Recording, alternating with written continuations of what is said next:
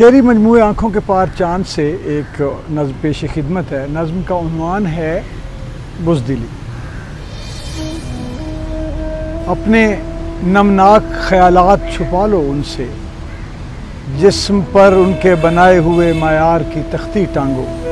वो जो हर काफ़िला सुबह की नफ़ी करते हैं, अपने उखड़े हुए चेहरे पे तयक्कुन सा कोई पैदा करो, जिस तरह से भी हो मुमकिन। वरना दर्ज हर बंद करो यूं कि न सच झांक सके। अपनी आवाज़ पे काबू पाकर उनकी आवाज़ पे हर हाल में लब्बैक कहो।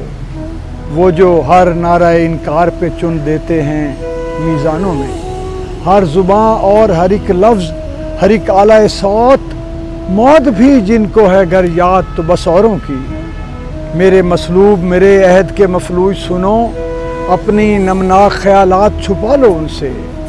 रूह के शहर के हालात छुपा लो उनसे, सारे दिल दो सवालात छुपा लो उनसे। मैं तुम्हारे लिए छुप छुप के दुआ मांगूंगा।